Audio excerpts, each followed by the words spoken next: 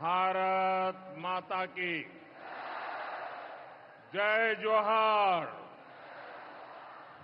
नमस्कार। बोरोरा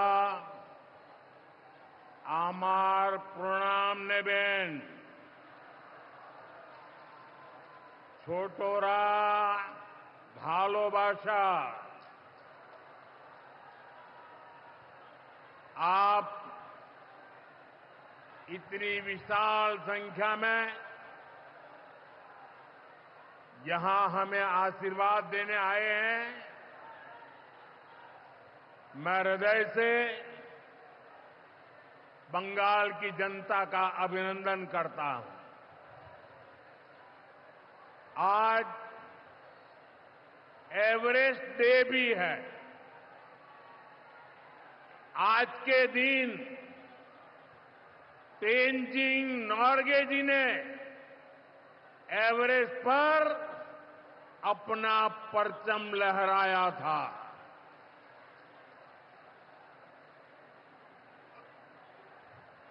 उनके सम्मान में हम भी अपना तिरंगा फहराएंगे।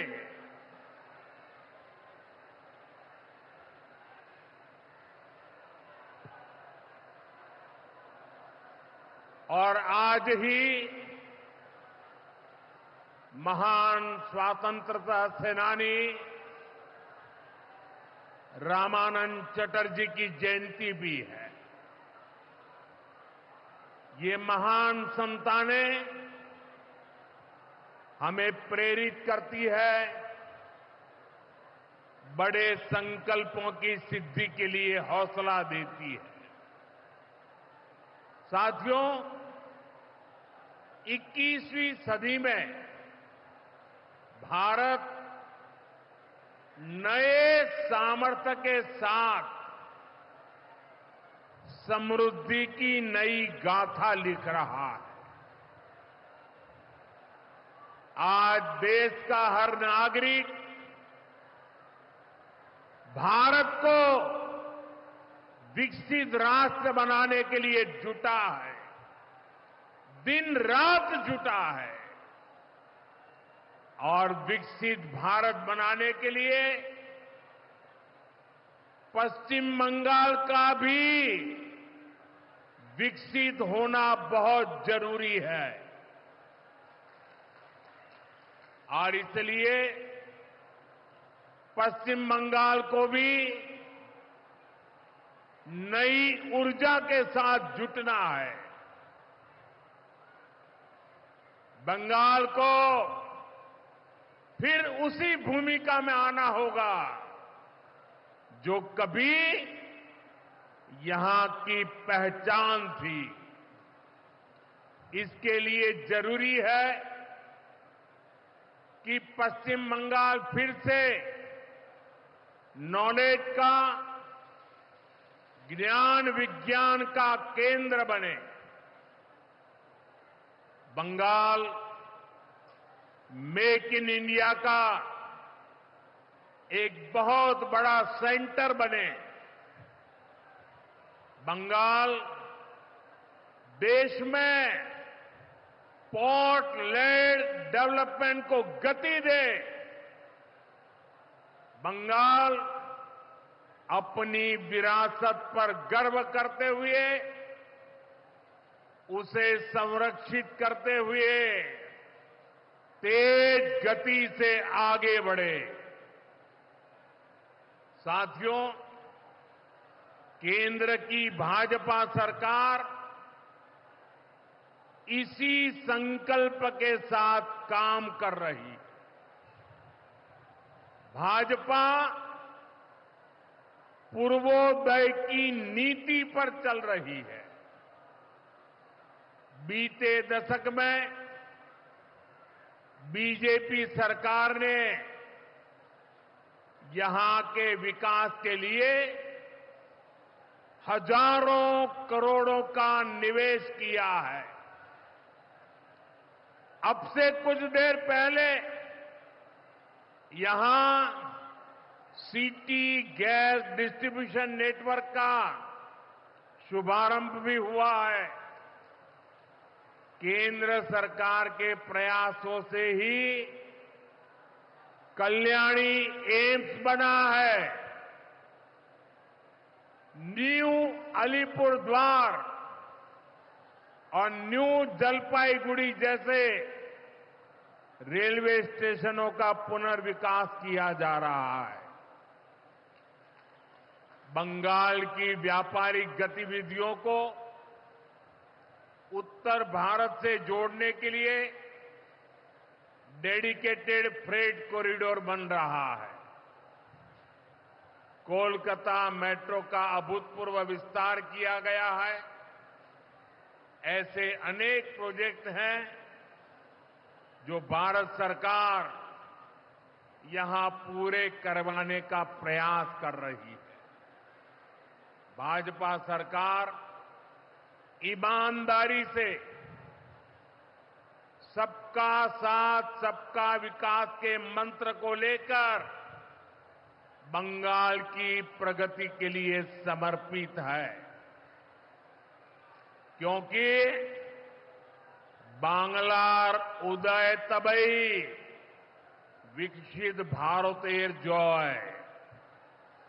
साथियों, ये समय पश्चिम बंगाल के लिए बहुत अहम है।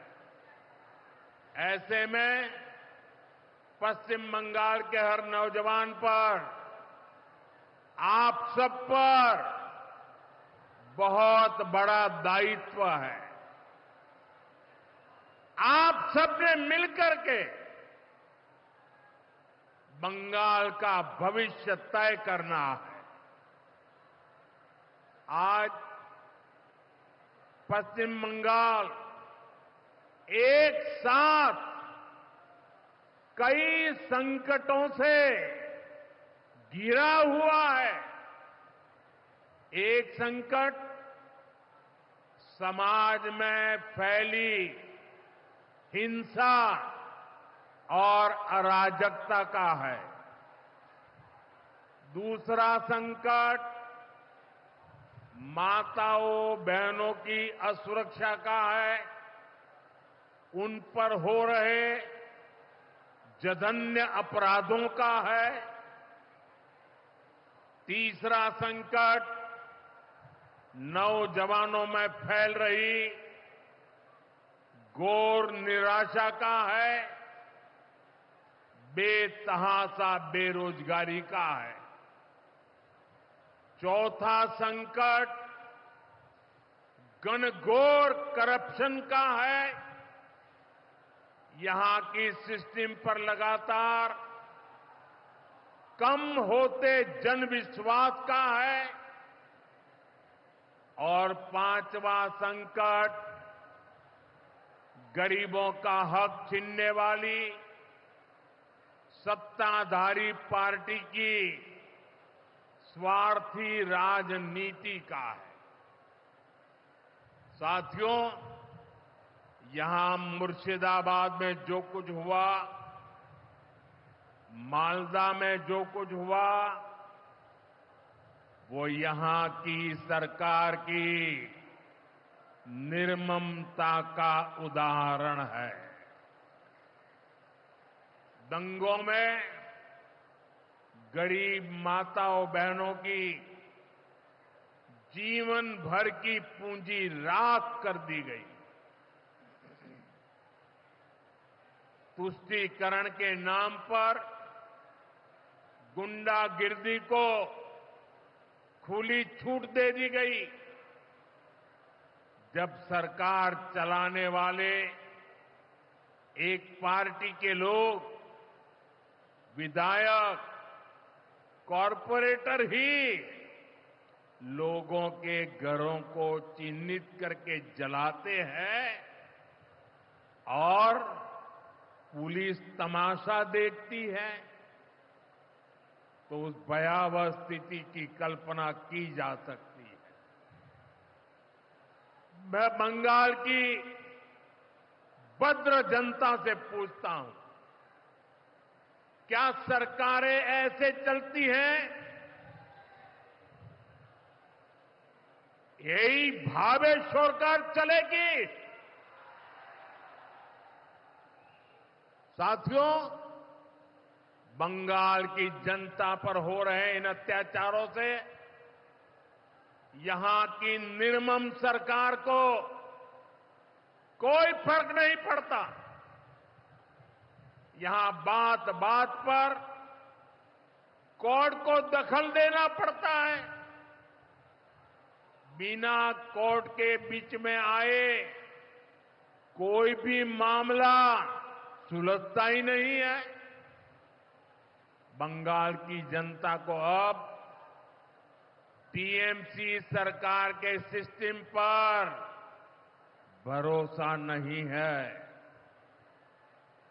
यहां की जनता के पास अब सिर्फ कोर्ट का आसरा ही है। इसलिए पूरा बंगाल कह रहा है, बंगाल में मची चीख पुकार, नहीं चाहिए निर्मम सरकार। बांग्लार चित्कार लागबे ना, निर्मम सरकार। साथियों, भ्रष्टाचार का सबसे बुरा असर नौजवानों पर पड़ता है, गरीब और मिडिल क्लास परिवारों पर होता है। भ्रष्टाचार कैसे चारों तरफ बर्बादी लाता है, ये हमने टीचर भर्ती घोटाले में देखा है। टीएमसी सरकार ने अपने शासनकाल में हजारों टीचर्स का फ्यूचर बर्बाद कर दिया, उनके परिवारों को तबाह कर दिया, उनके बच्चों को असहाय छोड़ दिया। टीएमसी के घोटालेबाजों ने सैकड़ों गरीब परिवार के बेटे बेटियों को अंधकार में धकेल दिया है। ये सिर्फ कुछ हजार टीचर्स के भविष्य के साथ खिलवाड़ नहीं है, बल्कि पश्चिम बंगाल के पूरे एजुकेशन सिस्टम को बर्बाद किया जा रहा है। टीचर्स के अभाव में लाखों बच्चों का भविष्य दांव पर है। इतना बड़ा पाप टीएमसी के नेताओं ने किया है। हद तो ये है कि ये लोग आज भी अपनी गलती मानने को तैयार नहीं है। उल्टा देश की अदालत को, न्यायपालिका को, कोर्ट को दोषी ठहराते हैं। साथियों, टीएमसी ने चाय बागान में काम करने वाले साथियों को भी नहीं छोड़ा है। यहां सरकार की कुनीतियों के कारण टी गार्डन लगातार बंद होते जा रहे हैं। मजदूरों के हाथ से काम निकलता चला जा रहा है। यहां पीएफ को लेकर जो कुछ भी हुआ वो बहुत शर्मनाक है। ये गरीब मेहनतकश लोगों की कमाई, उस पर डाका डाला जा रहा है। टीएमसी सरकार इसके दोषी लोगों को बचाने की कोशिश कर रही है। और मैं बंगाल के मेरे भाई बहन आपको विश्वास दिलाने आया हूं, भाजपा ये नहीं होने देगी।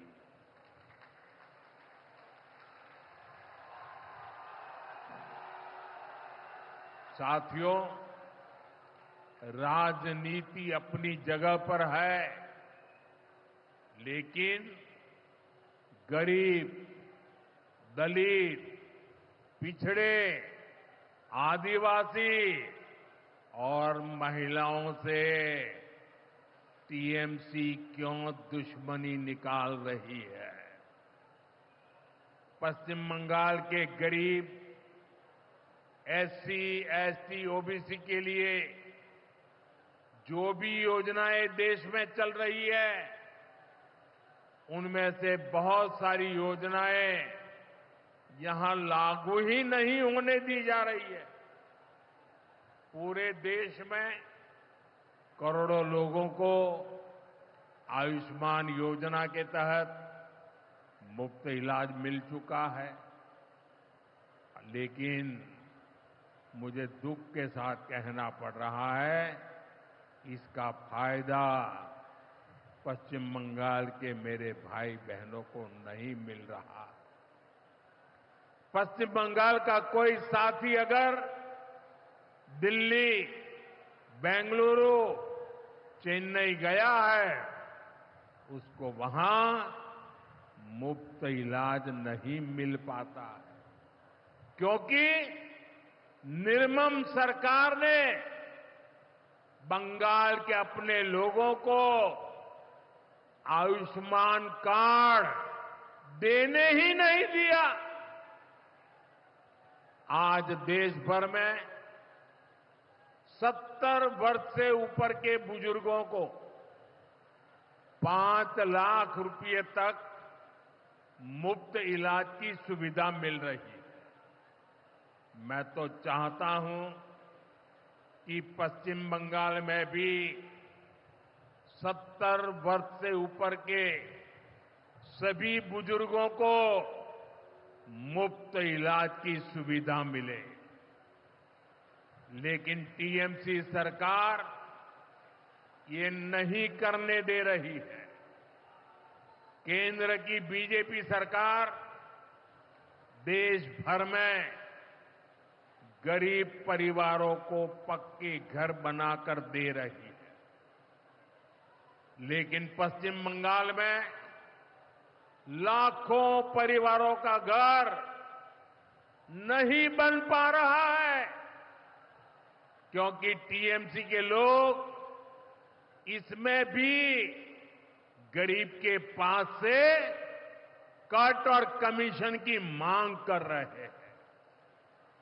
आखिर टीएमसी सरकार आप लोगों को लेकर इतनी निर्मम क्यों है? साथियों, यहां की निर्मम सरकार के जितने उदाहरण दो वो कम है। पश्चिम बंगाल में बहुत बड़ी संख्या में हमारे विश्वकर्मा भाई बहन हैं। ये लोग हाथ के हुनर से अनेक प्रकार के काम करते हैं। इनके लिए पहली बार भाजपा सरकार विश्वकर्मा योजना लाई है। इसके तहत देश के लाखों लोगों को ट्रेनिंग मिली है, पैसा मिला है, नए टूल मिले हैं, आसान ऋण मिला है, लेकिन पश्चिम बंगाल में 8 लाख एप्लीकेशन अभी भी लटकी पड़ी है। निर्मम सरकार उस पर बैठ गई है, क्योंकि टीएमसी सरकार इस योजना को भी लागू नहीं कर रही है। साथियों, टीएमसी सरकार की मेरे आदिवासी भाई बहनों से भी दुश्मनी कुछ कम नहीं है।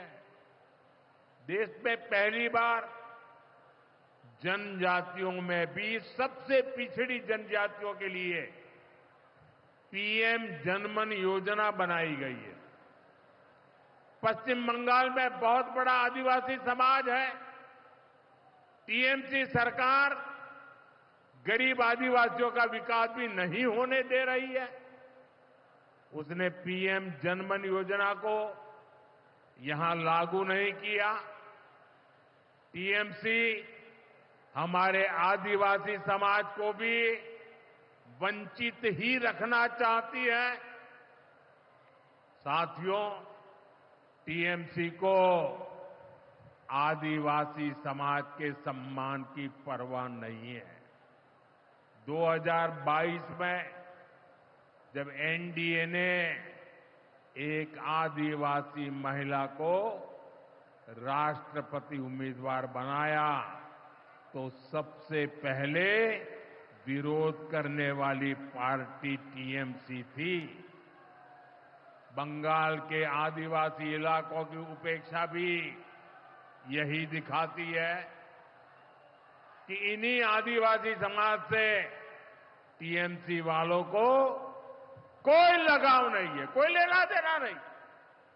साथियों, कुछ दिन पहले दिल्ली में नीति आयोग की गवर्निंग काउंसिल की बहुत महत्वपूर्ण बैठक हुई। ये एक अहम मंच होता है जहां देश भर के मुख्यमंत्री मिलकर विकास पर चर्चा करते हैं। लेकिन अफसोस की बात है कि इस बार बंगाल सरकार इस बैठक में मौजूद ही नहीं रही।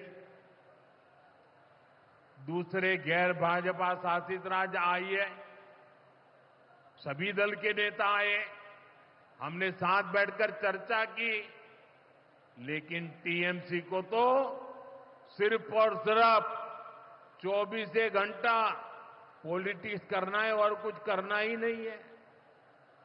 पश्चिम बंगाल का विकास, देश की प्रगति उनकी प्राथमिकता में है ही नहीं। साथियों, केंद्र सरकार की जिन योजनाओं को यहां लागू किया भी गया है, उनको पूरा नहीं किया जा रहा। पीएम ग्राम सड़क योजना के तहत पश्चिम बंगाल के गांवों के लिए 4000 किलोमीटर की सड़कें स्वीकृत की गई। इनको पिछले साल तक पूरा हो जाना था। 4000 किलोमीटर तो छोड़िए, यहां 400 किलोमीटर सड़कें भी नहीं बन पाई है। साथियों, इंफ्रास्ट्रक्चर के काम से सुविधाएं भी बनती है और रोजगार भी बनते हैं। लेकिन हालत ये है कि पश्चिम बंगाल में 16 बड़े इंफ्रास्ट्रक्चर प्रोजेक्ट यहां की सरकार अटकाए हुए है। ये 90,000 करोड़ रुपए से अधिक के प्रोजेक्ट हैं। कहीं रेल लाइन आनी थी, रुकी पड़ी है। कहीं मेट्रो बननी थी, रुकी पड़ी है। कहीं हाईवे बनना था, बंद पड़ा है। कहीं अस्पताल बनना था, कोई पूछने वाला नहीं। ऐसे प्रोजेक्ट्स को ये टीएमसी ने लटका करके रखा है।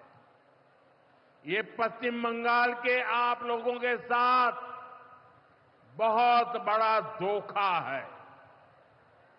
साथियों, आज जब सिंदूर खेला की इस धरती पर आया हूं, तो आतंकवाद को लेकर भारत के नए संकल्प की चर्चा स्वाभाविक है। 22 अप्रैल को पहलगाम में, जम्मू कश्मीर में आतंकियों ने जो बर्बरता की, उसके बाद पश्चिम बंगाल में भी बहुत गुस्सा था। आपके भीतर जो आक्रोश था, आपका जो गुस्सा था, उसको मैं भली भांति समझता था। आतंकवादियों ने हमारी बहनों का सिंदूर मिटाने का दुस्साहस किया। हमारी सेना ने उनको सिंदूर की शक्ति का एहसास करा दिया।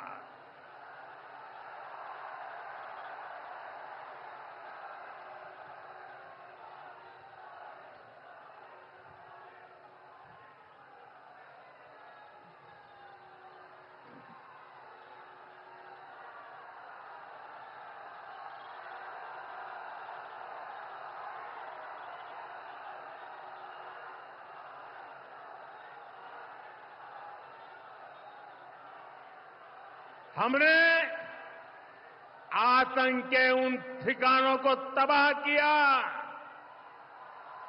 जिनकी पाकिस्तान ने कल्पना तक नहीं की थी। साथियों, आतंक को पालने वाले पाकिस्तान के पास दुनिया को देने के लिए कुछ भी पॉजिटिव नहीं है।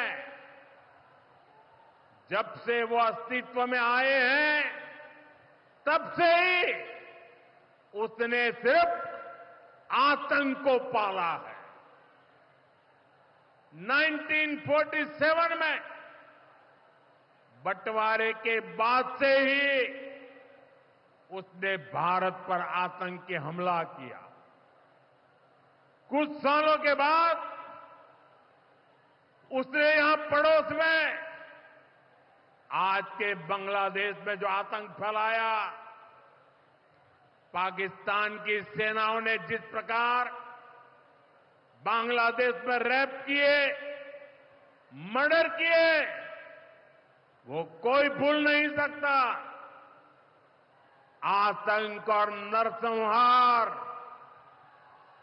ये पाकिस्तानी सेना की सबसे बड़ी एक्सपर्टाइज है। जब सीधा युद्ध लड़ा जाता है तो उसकी हार तय होती है, उसका पराजय निश्चित होता है, उसको मुंह की खानी पड़ती है। यही कारण है कि पाकिस्तान की सेना आतंकियों का सहारा लेती है। लेकिन पहलगाम हमले के बाद अब भारत ने दुनिया को बता दिया है, भारत अब आतंकी हमला हुआ, भारत पर आतंकी हमला हुआ तो दुश्मन को उसकी बड़ी कीमत चुकानी पड़ेगी।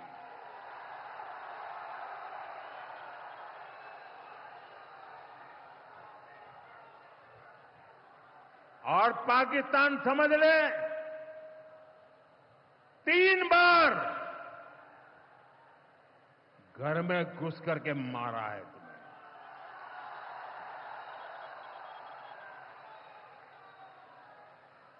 हम शक्ति को पूजने वाले लोग, हम महिषासुर मर्दिनी को पूजते हैं। बंगाल टाइगर की इस धरती से 140 करोड़ भारतीयों का ऐलान है। ऑपरेशन सिंदूर अभी खत्म नहीं हुआ है।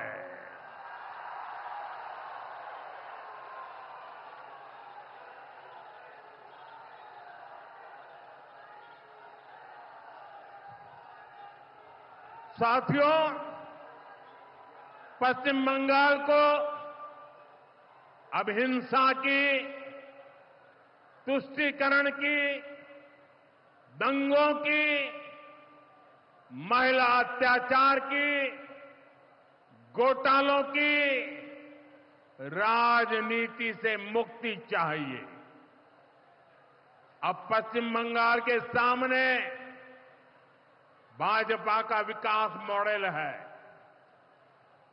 आज भाजपा देश के कई राज्यों में सरकारें चला रही है। देश के लोग बार बार भाजपा को अवसर दे रहे हैं।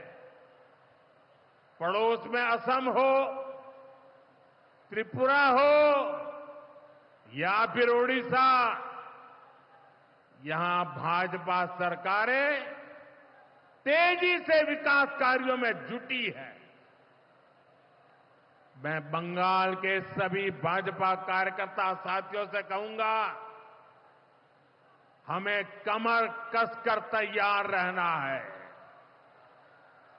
हमारे सामने एक बड़ी चुनौती है कि लोकतंत्र पर पश्चिम बंगाल की जनता के विश्वास को फिर से कैसे बहाल करें।